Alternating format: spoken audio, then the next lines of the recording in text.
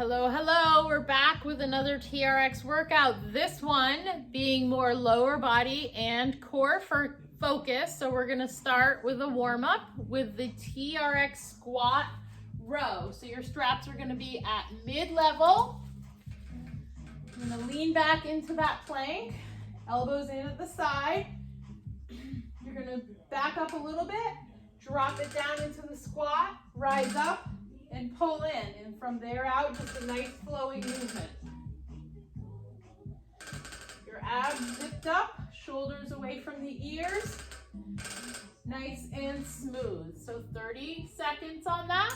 From there, we're gonna drop it down to the longest length of the TRX. We're gonna take it into a chest press combined with the squat. So again, nice big plank position here. Press it out. As you push back, you're going to connect your heels and squat.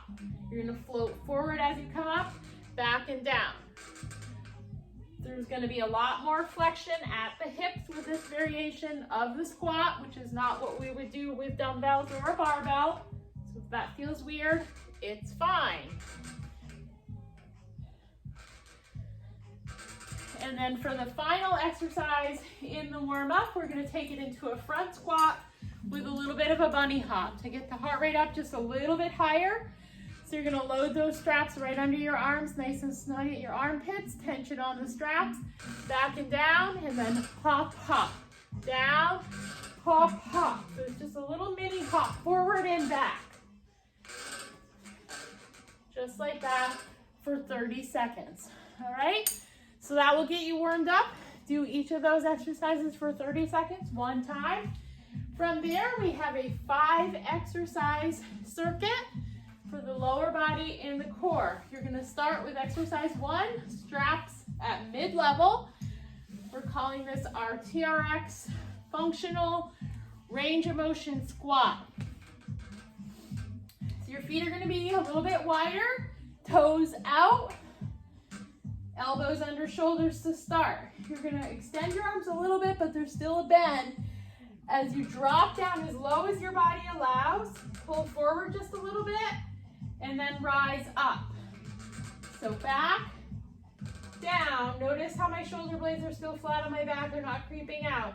Pull forward. You want to be able to pull forward to the point where if I said drop your handles, you would be able to get up on your own without the support of your handles. Just like that, okay?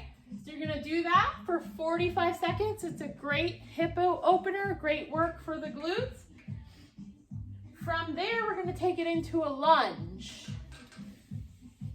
So for the lunge, I'm gonna give you 2 methods of entry.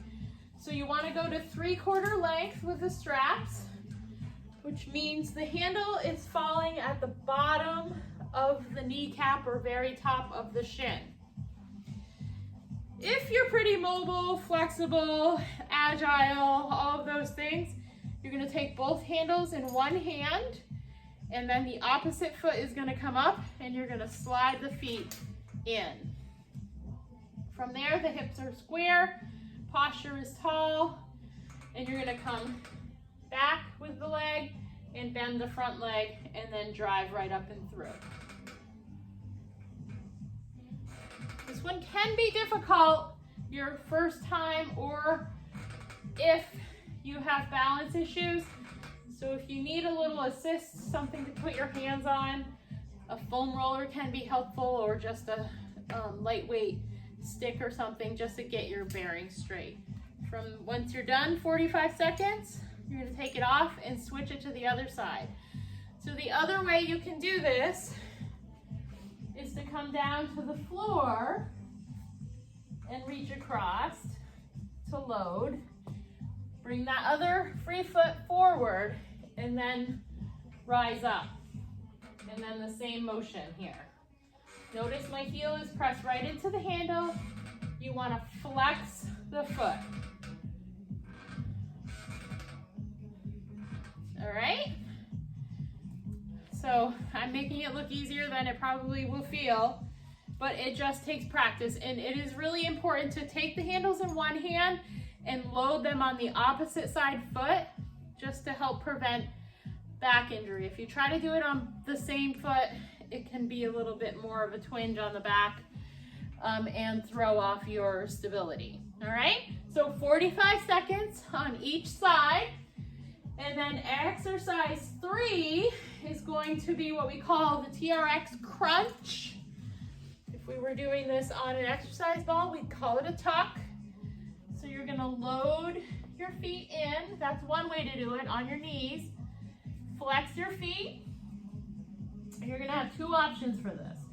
Come up into a plank, high, and then lift your butt a little bit as you pull your legs in towards your abs. Give it a good squeeze, and then push it back.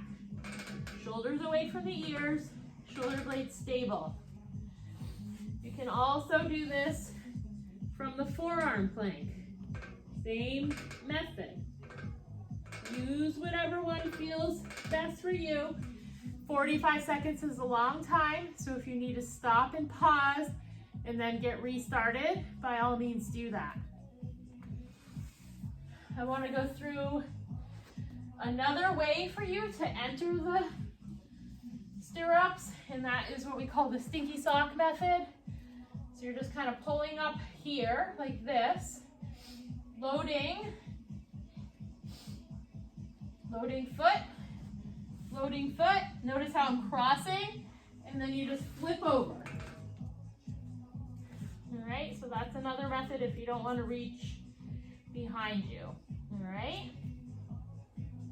You just want to avoid crossing the strap, so that's why I cross my feet and then flip over. So I'm going to do that one more time. Stinky socks. Put your feet in so your toes are facing up. Oops. And then flip it over. See, it didn't work for me that time. And that's what you want to avoid.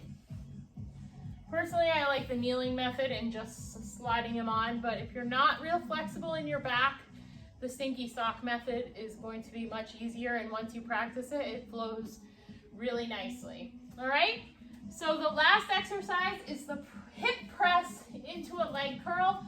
So this one you're going to do from your back, laying on the floor with your heels in the stirrup. So how we get our heels into the stirrup, this one is to just take the stirrup with the fingers. You're going to roll yourself back, bring your feet up in between, and just drop your heels in.